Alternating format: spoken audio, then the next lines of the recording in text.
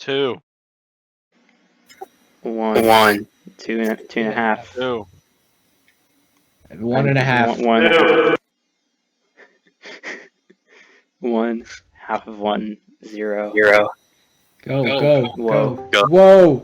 Whoa. Whoa.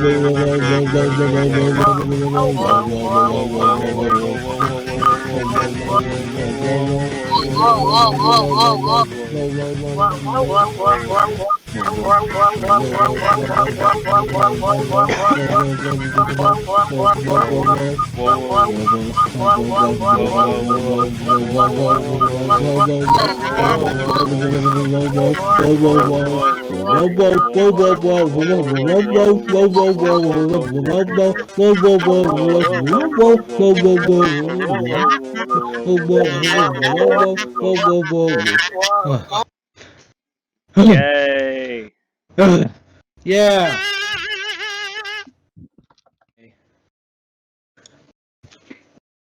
All right, I'm gonna start reading now. Colin, get ready. Mine's only 800 words. Okay. EE0, the swarm overview. The swarm, hereby referred to as EE-052-01, is an anomalous entity unevenly dispersed throughout the universe.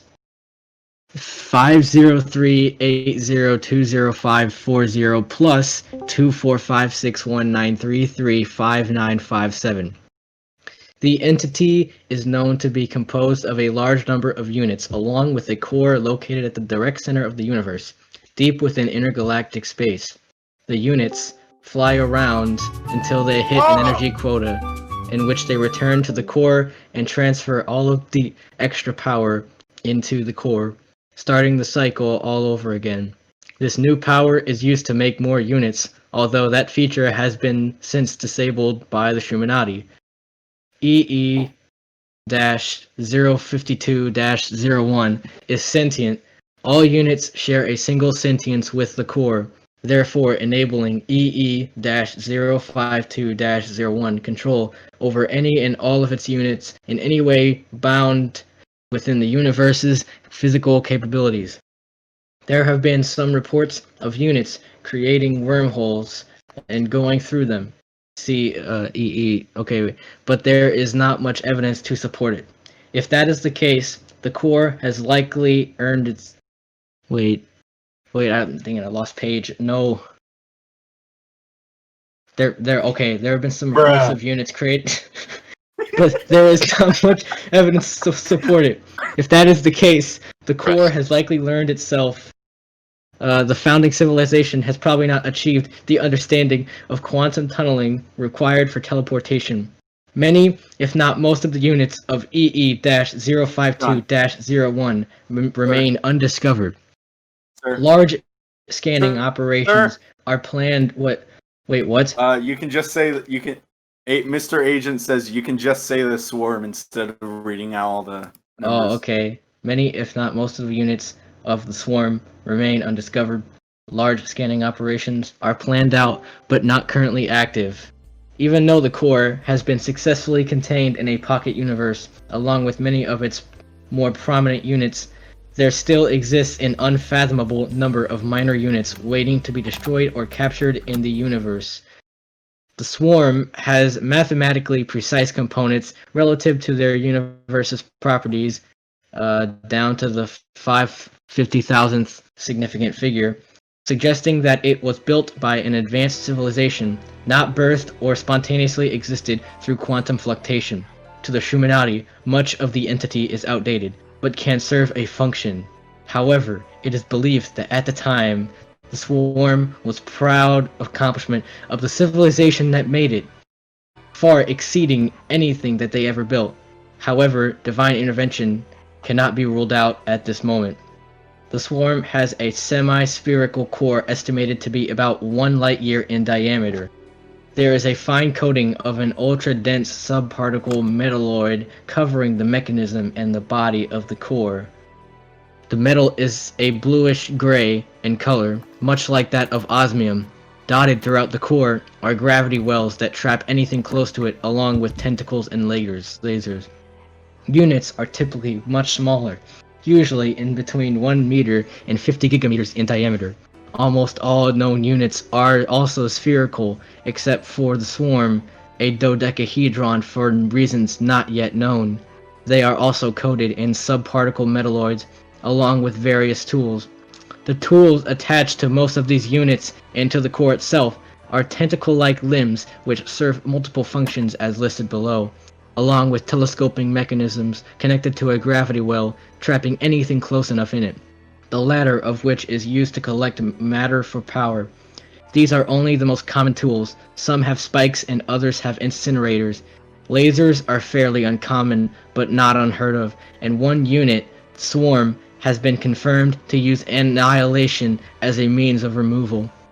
The build and capabilities of the Swarm suggest that it is either from a galactic cluster empire-type civilization, one which has not found the key to the universe.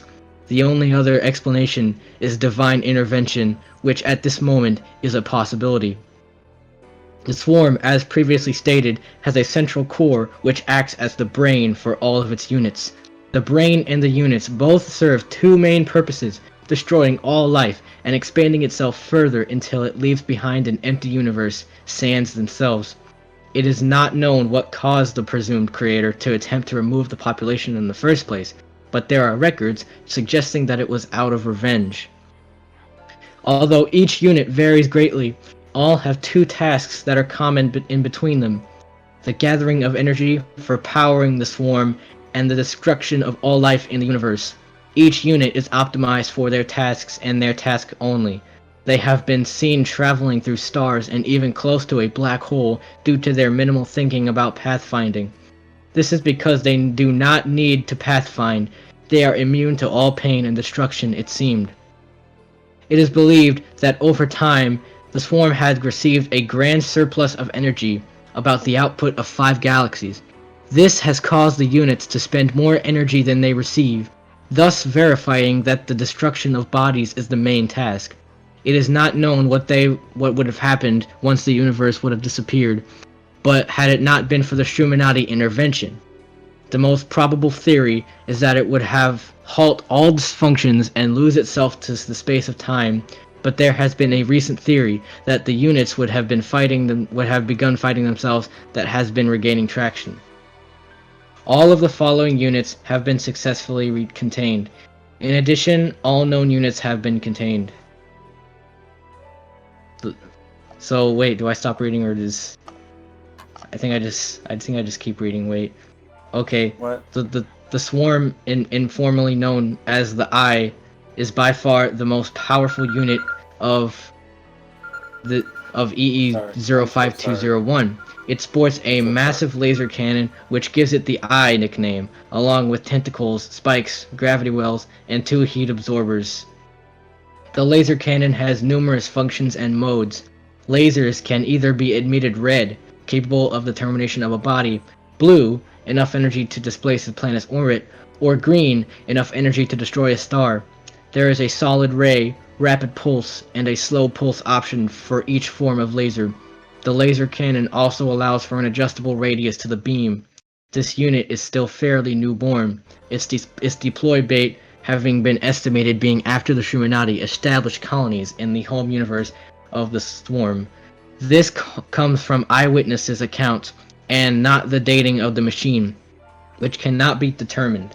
There is a wide range of first appearance from numerous bodies, but there have been no witnesses of its creation, so there is still a large uncertainty about it. The general consensus is probably about 3 Earth years ago. Reports claim that the Swarm 2 can open up what has been described as transgalactic wormholes, but there is much dispute as to whether the claims were true or not. An analysis shows that no such mechanism should exist, but divine intervention could in theory make it plausible. The Swarm number 3. The Swarm number 3 is the second deadliest unit of Swarm 1, employing the power of annihilation and matter and antimatter. The unit has 2 chambers filled with matter and antimatter respectively, leading to a combination chamber where the particles annihilate themselves. The energy that this releases is consolidated and tunneled through a tube to the outer shell, where it gets focused and aimed at an object. The beam that this creates is powerful enough to destroy a massive blue star and absorb all of the system's matter. It has been said that this planet can destroy 2 detached systems at once. Not all of the mass is converted to energy. Some of the remaining matter gets stored and remains dormant until the next annihilation cycle, where it gets destroyed. The swarm number 3 can also control how much matter is annihilated at once. This conserves matter and energy by removing the redundant energy wasted when a beam that can destroy supermassive stars zaps a planet.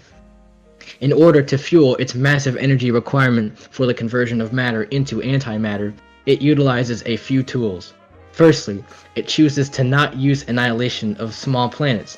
It typically targets massive gassy planets or stars instead. A red star gives it a greater return of both mass and energy. When it does encounter a smaller celestial object, it uses its tentacles and gravity wells to crush the matter and convert it into energy. The swarm number 4. The swarm number 4, while only being 200 kilometers in diameter, about the size of a large asteroid, has shown its capabilities as a killing machine. Covered in quadrillions of circular saws and rapidly oscillating spikes, it has been known to remove large populations in a relatively short time. Eyewitnesses say that it jolts around the planet's surface, locking onto any living creature it sees and killing it in nanoseconds. The whole process gets repeated instantly. Swarm number 4 is one of the few units to not have tentacles. It is believed that tentacles would collide with the rapidly rotating saws, crashing the machines. Also, the tentacles would be redundant due to the oscillation and movement of all the pieces. There is no need for a body to get dragged to swarm number 4. There is, however, one tool that is not a saw, spike, or gravity well. A light emitter. The light gets emitted at such a high intensity that it blinds all beings within close proximity, whether they are facing from or away it. This causes their deaths to be unseen by themselves or anyone nearby, often leaving whole cities without a trace. Many observations with high-powered sunglasses have proven this fact. Swarm number 5 is a unique unit among all of Swarm. It doesn't use any exterior tools, which gives it its perfect spherical shape and blank gray surface. The unit gets its energy from its dilation, causing displacement and breakdown of large chunks into matter into smaller bits, much more absorbable than a whole planet. The unit moves at a speed comparable to the speed of light and can range from 1 meter to 1 megameter in size, making detection of this unit incredibly difficult until it has burrowed a hole into a world and fractured it. Reports and tests alike have consistently shown matter being absorbed directly into its shell, seemingly without the use of a gravity well. A dissection of Swarm number 5 reveals numerous gravity wells, suggesting that the outer shell is semi-permeable, unlike the other units. The size dilation can be explained with a unique property of the metal. It acts like no other substance known in the Shroom home universe and is both a solid and liquid. The metal spreads itself out like a liquid but remains virtually unbreakable. The semi-permeability complicates this further, leading to the outer shell material being of particular interest to the Shrooms. Swarm number 6 is a pitch-black unit optimized in celestial body absorption. Like Swarm number 5, this is used for gathering matter, but only exclusively from stars. We know that said unit saps off of all known types of stars and absorbs all light with its coating, explaining the dark color. While the unit is used almost exclusively for energy and material generation. Swarm number 6 is approximately 530 megameters across. For reasons not yet known, Swarm number 6 is a dodecahedron covered in gravity wells as opposed to every other known unit's spherical build. One theory suggests that it was an error of Swarm 1, although there is no formal proof for this. Others say that the dodecahedron shape becomes from its greater volume for a given radius, thus allowing for more conversion. Some argue as to why it is not a square instead. The answer still remains hidden. History and discovery. The Shrooms have detected a universe that is habitable and suitable for Shroom kind after a long search. Desperate, the Shroom colonizers have teleported in before scanning for dangers and came face to face with a small unit of Swarm. Despite its size and their initial beliefs, the small unit posed a great threat to the pioneers. one shroom body was absorbed and a ship was destroyed along with it. The emergency communications were then opened after the Shroominati recorded the mysterious destruction of the vessel. An excerpt of the communications between the Shroom Pioneer and emergency comms is listed below. Emergency comms. We have reported a downed ship. Please reply with more details. I repeat, please reply with more details. Do you read? Over. Shroom Pioneer. Upon the arrival of this universe, we encountered this small metal ball thing. We first seemed like it wouldn't cause any harm, so we just shot it with the plasma gun. The shot was absorbed and the unit came hurling towards Redacted, and his ship just disappeared along with him. I believe that there is some sort of gravity modulation involved here. We opened up the wormholes and passed through our safety. Over. Emergency comms. We are now dispatching a scout group to the universe momentarily. Please wait. Over. Understood. Over. The Scout Division mission is finding a unit did not take long. They spotted 3 units over the horizon almost immediately. After gathering some intel on the units and observing their behaviors, they returned back and gave the Shroominati important info concerning the beast. Not long after they arrived in the universe, the Pioneers met a group of races bound together under one goal: destruction of Swarm. Currently, as their weapons had no effect, their main goal was to resist the onslaught of units attacking their worlds. It did not take long for the Shroominati and the numerous races of the resistance group to learn about their histories, Swarm, and a few of their capabilities. After their capabilities were exchanged, most importantly the possibility of defeating Swarm, the Resistance urged the Shroominati to see what they could do against Swarm. The Shroominati accepted for 2 reasons, one being the interest in the entity, and the other being the condition that allowed Shroom settlers to live in the universe. The Shroominati was quick to work on a method of containment and would play the main role in a downfall of Swarm and its containment. History. Our estimations state that most of the history of this beast is uncovered. In spite of this, the civilizations responsible and those who have fallen remain unclear, as few relics remain. These relics were most likely absorbed into Swarm for energy, thus losing all of their information. Clues as to the history of this universe remain scarce but not entirely absent. Many Resistance members have also shared some information about their races to us, but the most important races have long been deleted. We have confirmed from artifacts that there was only one civilization responsible for the creation of Swarm. The creators have long been extinct, likely due to their own creation. It is estimated that the creation occurred only about 200 Earth years prior to the first contact. Despite this, most of the universe is already in shambles, and there is a large void covering 82% of it, which suggests that it was mostly cleared out by Swarm. It wasn't long after when the Resistance was formed. All hostilities in between warring races would stop and all would band together to fight Swarm. Their efforts were fruitless. Their weapons did no damage against the units, and many bodies, from the Resistance or not, were being absorbed. All of the universe was prone to Swarm, except for one small volume of space, which no unit has passed through. There is currently no explanation for this. Some suggest that it was an error or an oversight, while others say that this area had once held special value. Either way, there were no intelligent beings in the area named the Zone for the Liberation of All Peoples. This was where the Resistance retreated to. This was all 200 years ago. Since then, not much has happened other than the removal of 80% of the universe and the inhabitants. The Resistance remained strong. Containment and testing. The containment began with a temporary ban on all non-experimental travel to the universe. Those who remained in colonies and the natives were put on high alert and under protection in the zone where the Resistance retreated to. As soon as the scouts returned with the intel, the Shroom professors began working hard to determine its properties and how to contain it. It was believed that all units were being controlled by a core, and that all units were connected to it. They believed that if the core existed and was disabled, then all units would be disarmed and floating through space, thus allowing for containment and testing. The first step was finding the core. After several attempts at locating it, the efforts of the professors were realized. The core was found. The next step was trying to disarm it. There were numerous expeditions of bots and people to the core, and all have immediately been sucked in and turned into energy.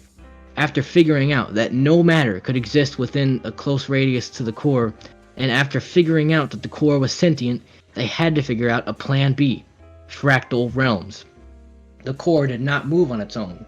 It needed a force for any kind of movement to occur. The force needed to move Swarm's core. Just 1 meter is equivalent to that of the supermassive star ramming into it at 1/10 of the universe's light speed. Whatever portal that it goes through must move throughout space to envelop the core. After locating a new empty fractal realm after a tiring amount of exploration and a lot of argument, the plan was ready. The wormhole was set up and started at a safe distance away from the core. It was moving... Wait, I forgot where it was. Okay. It was moving in the direction of Swarm's core, ready to warp it into the fractal realm.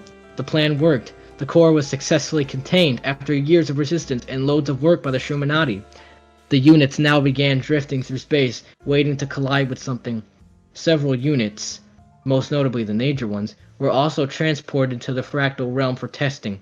The universe was freed of their fear, and old relations were restored. And the universe was now open to Shroom visitors. Test log 01. Forward. Test. Log 1 contains tests dealings with the identification of the core, beginning with dot decoding and the then presumed data delivery between units and the core of Swarm. Once it was revealed that no such data transmission existed, the scientists looked for other means of fighting the core. Hypothesis. It is believed that there is a core which guides the mysterious beast, and observations suggest that it is using communications through quantum tunnels to command each unit. We can measure 2 signals and find the source using trigonometry. The result: we have not been able to identify any sources of data transfer, and therefore we have not been able to determine a location. The units seem to be sentient due to reasons not yet known. Reworked hypothesis. The smaller units cannot be self-sustaining. They receive too little energy, even assuming all matter is converted into it. Perhaps this beast can return to its core for supplies and we can track it. Result: after numerous trackers and camera being absorbed into the minuscule unit, we have calculated the gravitational pull of the unit and allowed a tracker and camera to drag along the unit through space. This worked with minor orbit adjustments, and we have been able to see and track down the core. Test log 2. Forward.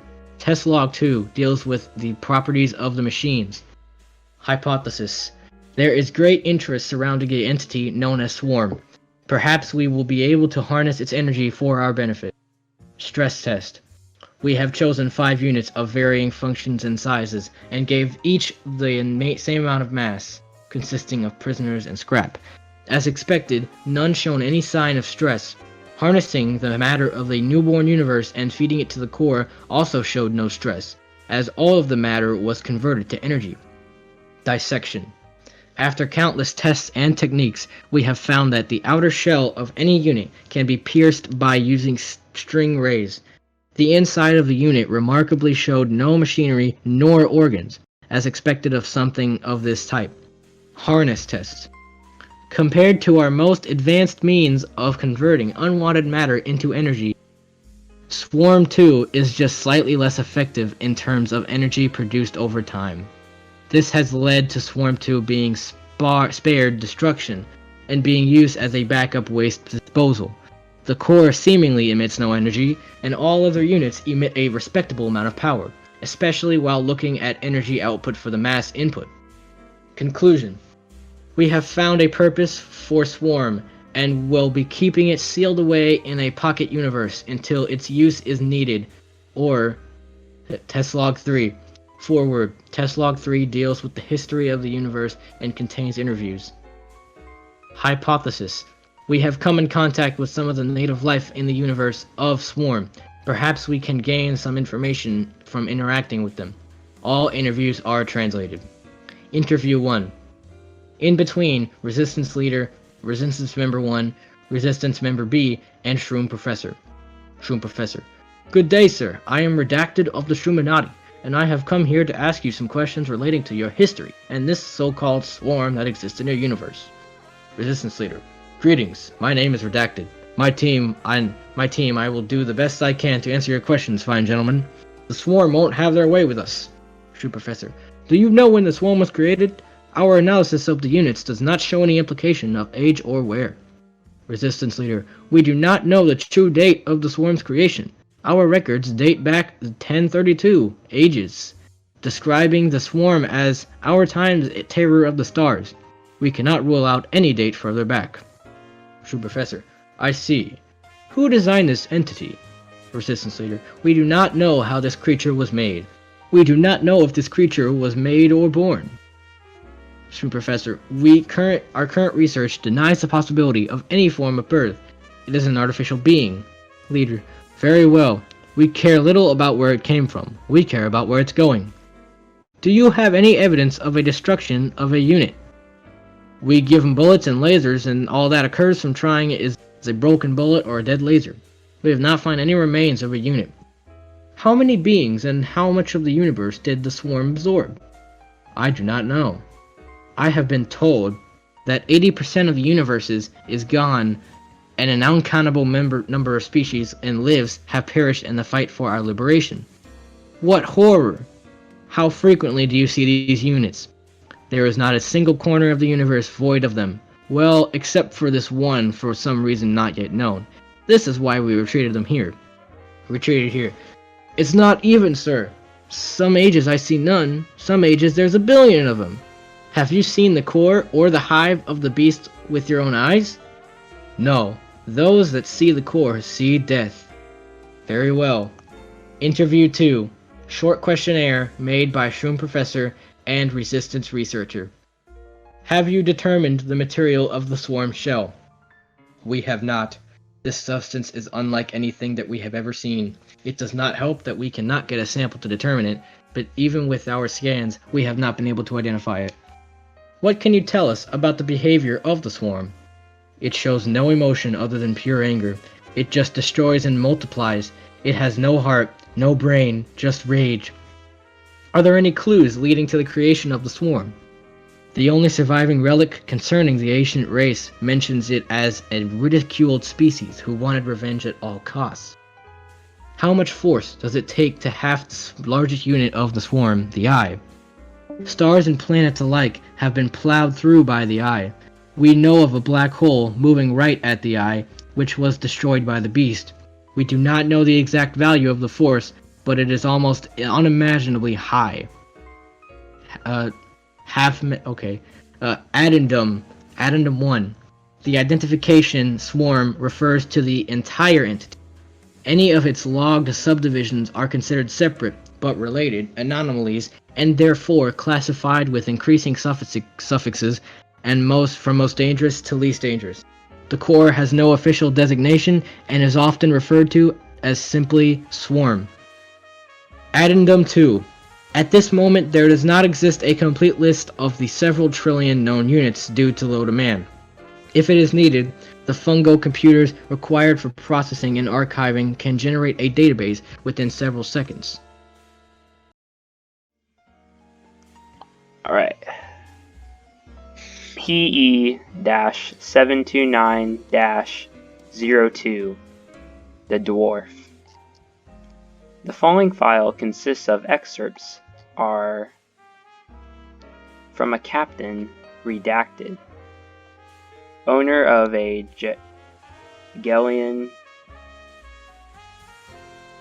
owner of the Gellion, a submarine in the redacted region of planet Redacted. We recovered the Gellion from the ocean floor and acquired the logs. Alright. Captain's log number 3. It's been 3 days since we've set out on our latest voyage. We are to transport this mysterious package from Redacted to the Redacted station. It should take us about 2 weeks without complications, but we may need to tread through unknown waters and face whatever creatures come through our path. Captain's log number 7. After a run-in with a volcano, the Gellion broke down. We've since fixed the ship, but are wary that another incident may happen. The package appears to be unharmed, but an engineer claims that he saw the damn thing move. Motherfuckers. I swear to God. A medic has been assigned to evaluate his mental state. Captain's log number 11. We've experienced a run-in with an enemy submarine. Parts of the hull have been damaged, and we're forced to stop and perform maintenance on the ship for a week. This shouldn't be a major delay, but sitting alone in the ocean is never a good thing to do. Captain's log number 13. The guns are back online today, so outside threats will be easier to handle. The package seems to have disappeared. We're investigating to see where it could have gone, or who took it. We're a fairly big crew, so this should take a day. Captain's log number 14. We found the package on the medbay, but it's empty. It looks like something tore into the package, or out of it. We're conducting an even bigger search for the contents, but it may slow down the restoration progress. The fact that some of the crew has stopped checking in. Captain's log number 15. Tony the mechanic saw something. It was short and had a long beard. This may be the thief, but we can't really tell unless we get our hands on it. Now that we know there is an intruder, we can either divert. Hold on. Now that we know there's an intruder, we can either divert even more energy to the search or to speed up restoration of the ship. Captain's log number 17. Today, a security officer was found dead. We can't tell who it is since their body was mutilated beyond recognition and their ID was swiped. But something was written in blood. But something was written in his blood. Rock. Is that some type of clue? A hint? Is a taunt of some sorts? We can't tell, and I doubt we will ever be able to tell. The creature is to be shot on sight, and is now, as it now has the officer's gun.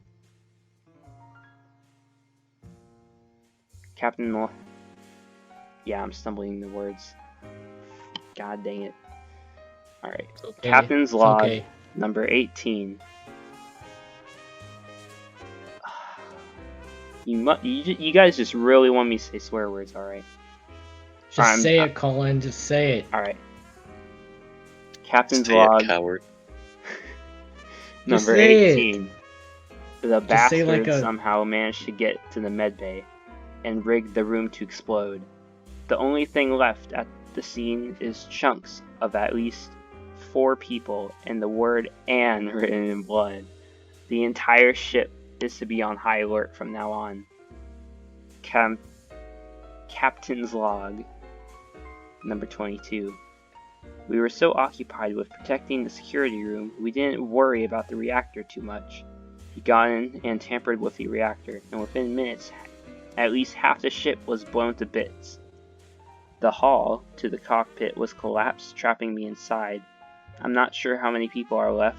I can only attempt to clear the way out of here to meet up with any survivors. Alright. Captain's log number 24. I cleared the way to the rest of the ship.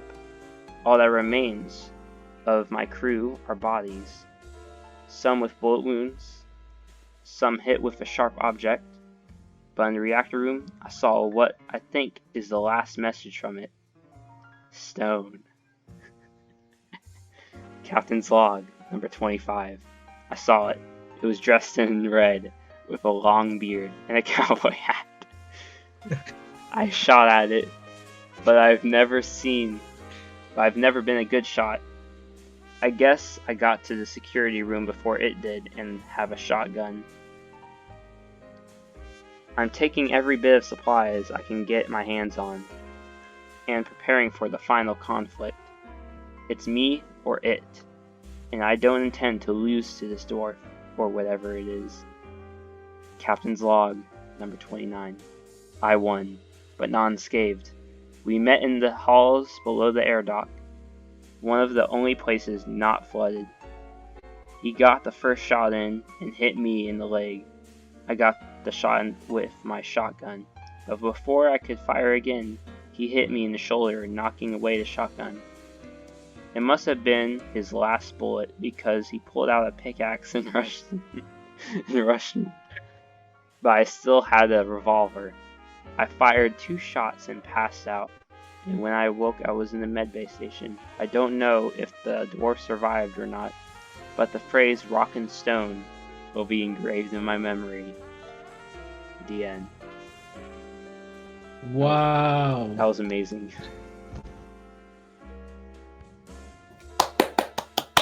Rock and stone. I wonder who wrote it. Yeah, me too. Same. I really wonder who wrote this masterpiece. I wonder when I can read more. Of course, you're making fun of me. It's okay, Colin. It's okay. I didn't expect that he would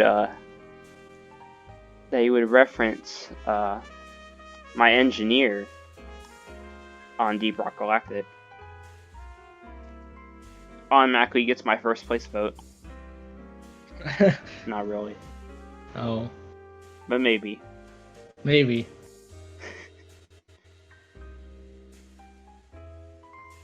Forgot to mention the beard has a bunch of metal in it. Metal beard. Metal beard. I think it's metal. I'm not sure.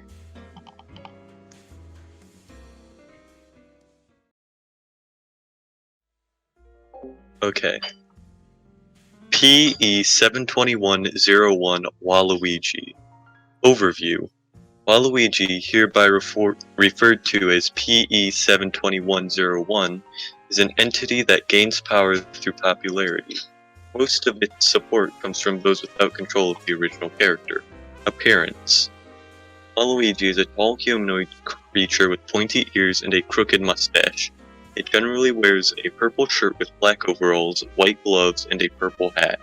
Although its wardrobe may vary, the main color will almost always be purple. Function. WaluiGi gains more strength, speed, and endurance if it is able to gain followers. Followers needn't be able to be near SCP PE 72101 or even be in the same universe, so long as they support the character itself. The support is most readily available in the form of people creating caricatures of WaluiGi on the internet. Caricature of WaluiGi gains enough support, WaluiGi will generate an instance of PE 72102 in the caricature's likeness. When another is generated, it will be labeled PE 72103 and so forth with further instances. If an instance of PE 72102 will collect power, it will collect power in the same way as WaluiGi will, and power gained by the instance will be shared with WaluiGi, but the inverse is untrue. This is the same with every instance other than the original. If an instance loses happen to WaluiGi, any power that WaluiGi gains will not give it abilities outside of theoretical human abilities. For example, it will never be able to shoot energy blasts. As a result of this, it will never be any more dangerous than a plague class. It will still have superhuman strength, speed, and endurance. History and recovery. The recovery of WaluiGi was relatively easy. It had quite a bit of power, but the Shroominati had the technology to easily capture and contain it. The main problem came from finding, capturing, and containing every instance it had created, but the Shroominati had the resources to do so easily and efficiently. History. It was created when a Japanese video game company on Earth created the character WaluiGi for the game Mario Tennis in the year 2000 AD. It took some years, but WaluiGi eventually gained a large enough following and the SCP had generated itself. From this popularity, it is unknown how it had done so. It would regularly go to conventions in order to find followers and grow its power, as well as find caricatures to create new instances and gain more power. It is unknown why it so desperately finds followers and tries to gain power. It is likely a form of survival instinct. Containment and testing. Test log 2. A new caricature of WaluiGi was created and posted on the internet in a universe separate from the one WaluiGi was contained in. WaluiGi had generated an instance of PE72102 in the likeness of the caricature. Test log 2. The previously used caricature was removed from the internet. After followers of this caricature forgot it, SCP-PE72102 had dissipated. An instance of PE72102 was infected with Ophiccordyceps unilaterus, and the fungus successfully took control of the instance. Since WaluiGi can generate infinite instances of PE72102, it is possible to make caricatures of it with desirable body traits in order to make infinite bodies with potentially superhuman strength, speed, and endurance to infect with Ophiccordyceps unilaterus. Okay, Endless Uno. Overview. Endless Uno, henceforth referred to as P0-2176, is a self-playing game of Uno that never ends. Appearance. The anomaly consists of 4 Uno hands designated PO-2176-02 through 05, a discard pile, and Endless Uno 6, and a draw pile Endless Uno 7, which all with the appearance of an ordinary Uno card game. The Uno hands, if not used, float 5 centimeters above the surface. Function. Endless Uno takes the form of a self-playing card game, similar in appearance and function to the Earth game Uno. It uses the jump in, 7 and 0 switch, and draw stacking house rules. There are 4 players. Creatures may assume the role of one of the players, and have reported their hand of cards changing to preserve the game. Endless Uno 6 and -07 have never been observed to be reshuffled or changed in any size. One card is played approximately every 7.5 seconds. It has been screened for spiritual, psionic, and magical influence. Thus far, no psionic energy has been found. There are traces of mana in the cards in universes where magic exists. However, the artifact functions as normal in magicless universes. It has a positive effect on morale for those who observe or interact with it frequently, being described as nice to watch and relaxing. This is a non-anomalous property. History and recovery. P0-2176 was discovered after an attempt to improve crew morale by supplying ships with games, board, and video. Research ship R-217-S received a pack of Uno playing cards, visually identical to the mass-produced variety. When unpackaged at the moment the cards were taken out, they began their anomalous effects. History. Ownership of P0-2176 has been transferred multiple times. It was owned by General 1291, Special Items Containment Officer Zachary Kane, Post-Production Manager 4631, and Scout Kylo W. before coming into the possession of Agent 3178. Containment. P0-2176 is currently in Agent 3178's possession. No special containment measures are necessary. Requests for new ownership of P0-2176 are to be submitted to Anomalous Item Containment Manager 721. Test Log 1. Method. Attempted to win, using Subject 31790. Result. A wild draw 4 or draw 2 card was placed on subject 31790 every time it got to 1 card. Test log 2. Method. Attempted to cause another player's victory using subject 31790 and subject 31786. Result. A wild draw 4 or draw 2 card was played on each subject with every time that they got to 1 card.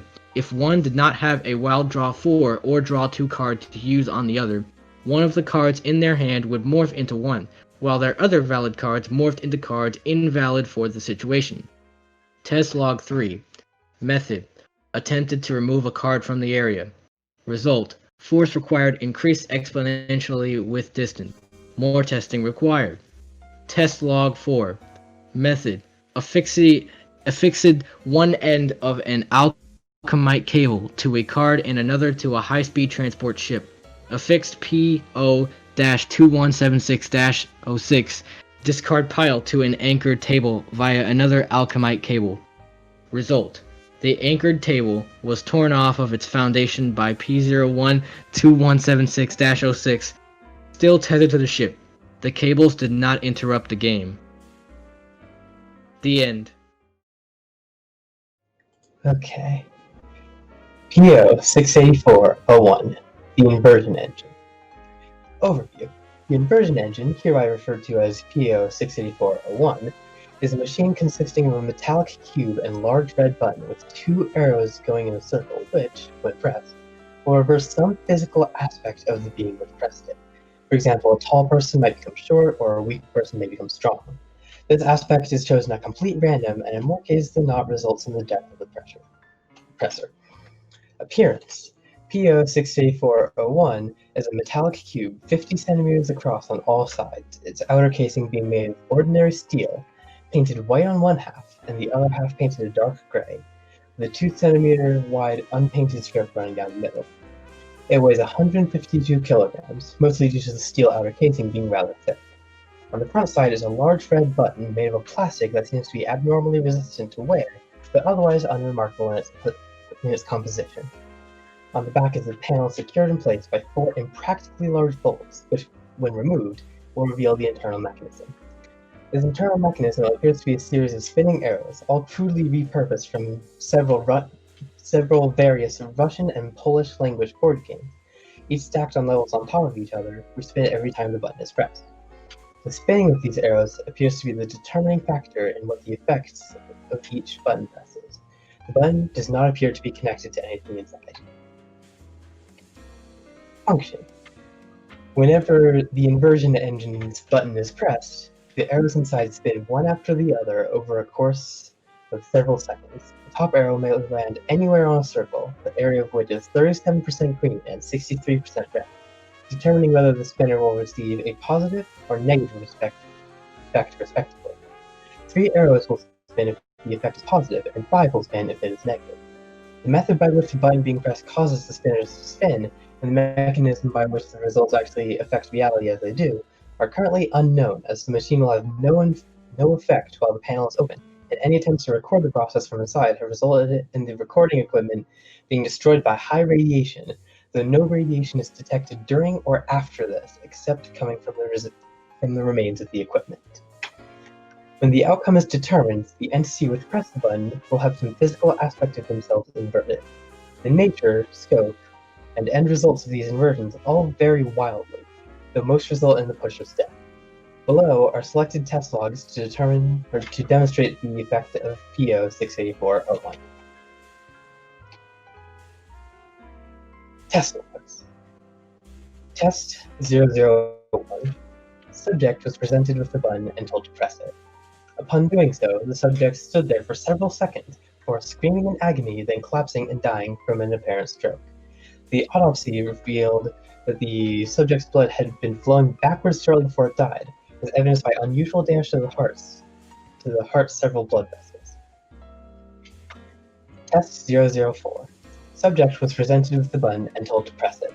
Upon doing so, the subject began to complain that it was lightheaded, and promptly lost consciousness before dying. The autopsy revealed that the subject had suffocated. Further investigation found that cellular structure had been changed throughout its body to respire using carbon dioxide rather than oxygen. The subjects likely suffocated due to the atmosphere in the testing chamber being less than 0.1% CO2. Test 009. Subject was given a rock and told to throw it at the button. Upon doing so, the subject's gravity was reversed and it fell upward, broke its neck on the ceiling, and died instantly. This test revealed that direct contact with the button is not required for it to take effect. Test 011. A repeat of Test 009, except an additional subject was told to stand closer to the device than the one throwing the rock. The throwing subject missed the button on first attempt and has throwing ability mocked by the other subject. After successfully hitting the button, the subject who was closer to the device was unaffected, while the rock thrower had his hair color changed from orange to blue. Whether this is to be considered positive or negative is still uncertain. Test 014. Two subjects were presented with the button, and one was told to grab the other's hand and use it to press it. The subject whose hand was used to press the button was unaffected, while the one who grabbed the other's hand had his inside and outside swapped. The ensuing mess left the other subjects traumatized. Test 015. Subject was presented with the button and told to press it. Upon doing so, its molar and incisor teeth were swapped, causing extreme pain, but the subject survived. Test 017. Two subjects were presented with the button and told to press it simultaneously. Upon doing so, one of them had the air in their lungs swapped with the blood in their veins, killing it, while the other had its skin changed to a pale green color as opposed to the pale reddish color it was before, with no detrimental effects. This result shows that the same push of a button can affect multiple entities in different ways. That's all there is. Okay, Coins of Themis. Overview. The Coins of Themis, hereby referred to as N0-777-01 and N0-777-02, are an anomalous pair of coins displaying stylized depictions of the sun and the moon on both sides. The coins are made of a durable, unidentified metal and are 3.7 centimeters in diameter. When an individual is in possession of either coin, their anomalous qualities begin to affect the individual. When one carries Coins of Themis, events or situations involving the individual have good luck. They will always have a favorable outcome for the holder. Wait, did I skip? Oh wait, Okay, situations involving the individual will have far more for the holder, with even universally unlikely events occurring as long as they are detrimental to the holder. Effects. Coins of Themis 1 and 2 appear to be able to impact the universe in a seemingly unlimited capacity. The effects had on those that possess either coin are not always determined at the point of acquisition. Rather, they appear to have cosmically accounted for beforehand, implying that the coins may possess a form of precognition or predetermination as to who will hold them in the future. History and recovery. Coins of Themis 1 and 2 were discovered in universe blank in sector blank blank blank on the system's second planet. Coins of Themis was retrieved by Hunt H-U-N-T Squad blank from possession of the planet's ruler Dynast blank, following rumors of the ruler being immortal and impossibly lucky. Coins of Themis 2 was retrieved by Hunt Squads blank and blank from a crypt in the city of blank, using information from Dynast blank. History.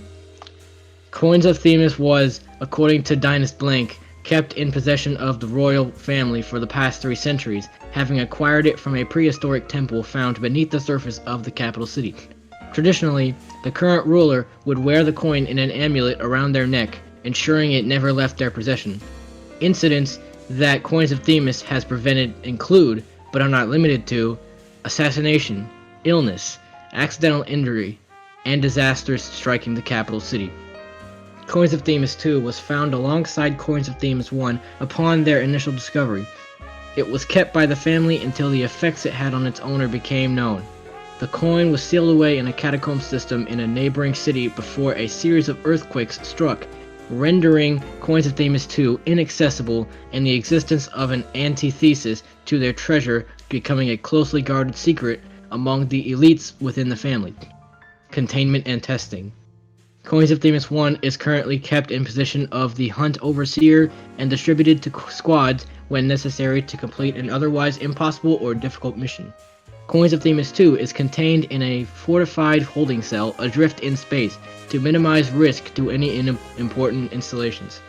The cell periodically broadcasts a signal in all known languages to avoid the vessel at all costs. It is an en route to blank station pending redirection. Scheduled to arrive in error computer malfunction, currently located in error tracker malfunction.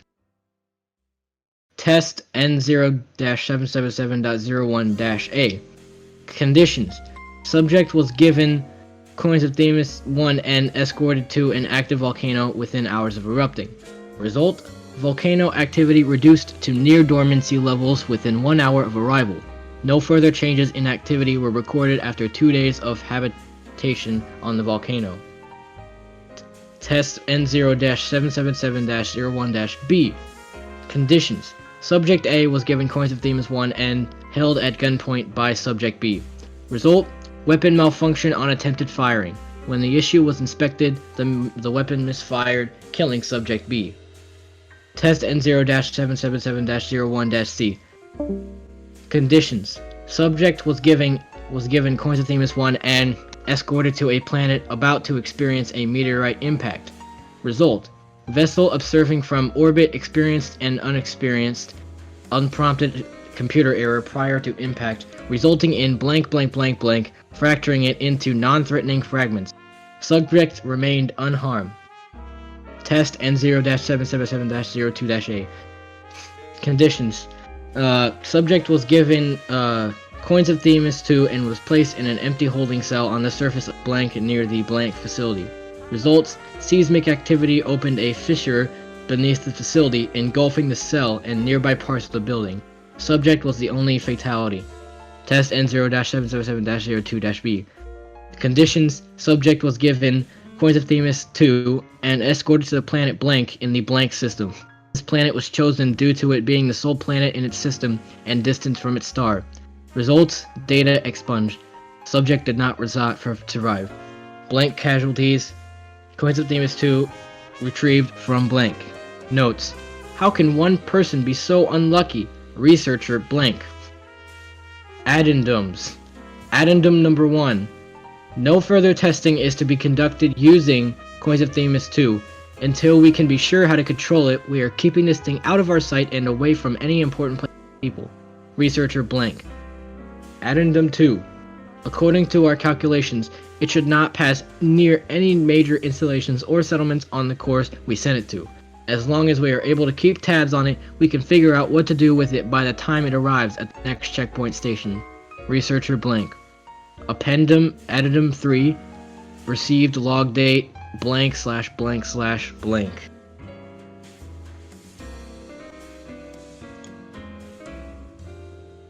Oh. It's a link. Error. Malfunction detected in system tracking. Attempted auto repair. ... Repair failure. Activating backup system tracker. Error. Backup tracker not detected. Error. Engine overheating. Error. Craft is off course. Estimated time of arrival is now 4 years. Error.